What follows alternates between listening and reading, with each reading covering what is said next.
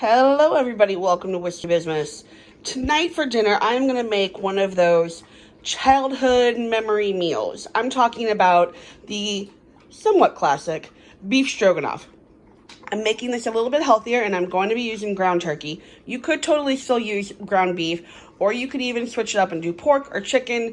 I'm just going with something a little lighter and doing the turkey. But it still has the mushrooms and of course your egg noodles and your flour, just a little bit, and onions, and we've got thyme and garlic. But instead of the sour cream and mustard, I'm going to do a little bit of paprika, some ground mustard, some light cream cheese, and non-fat Greek yogurt.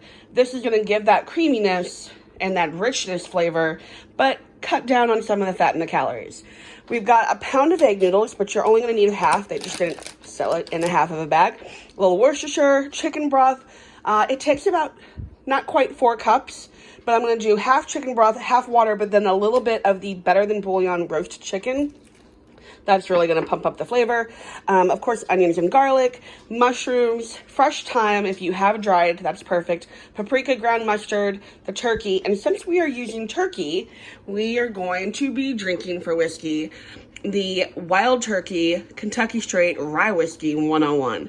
This is delicious. So, I know if you're not like a Wild Turkey fan, give this a try. It's really, really good.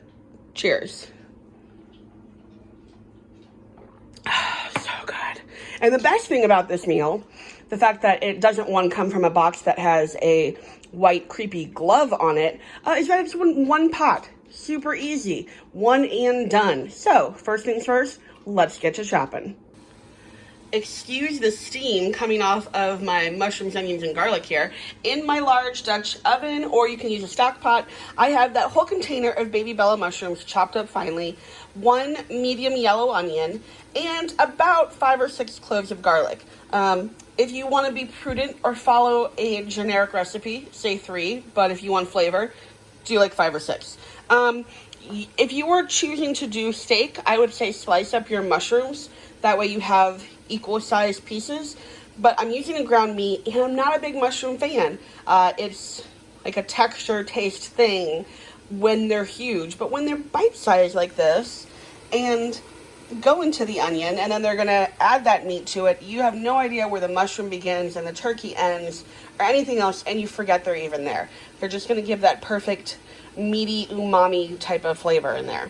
So we're going to cook these down for about 5 minutes with a little bit of olive oil in this pan at about medium low heat, and then we will add our turkey and spices and continue with the rest. To my chopped mushrooms, onions, and garlic, I have added that pound of ground turkey, 2 tablespoons of all-purpose flour, my fresh thyme. You can use dried. If you use dried, do about a teaspoon or 2, along with some paprika and some ground mustard, and of course salt and pepper.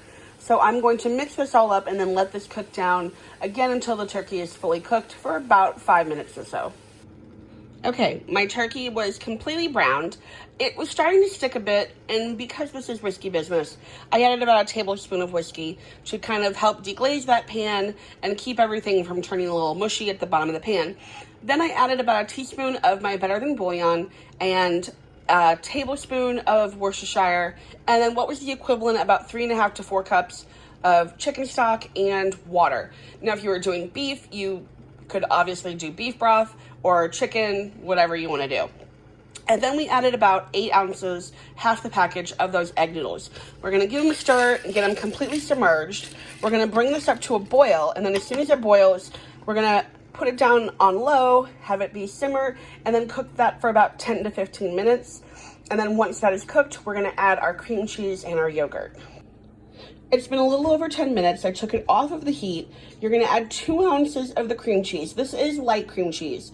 You can go full fat-free. I have made it that way. It does taste fine. It's just on its own, that fat-free cream cheese, I don't enjoy the flavor, and I didn't want to have the rest of the package of that. So I went with the light.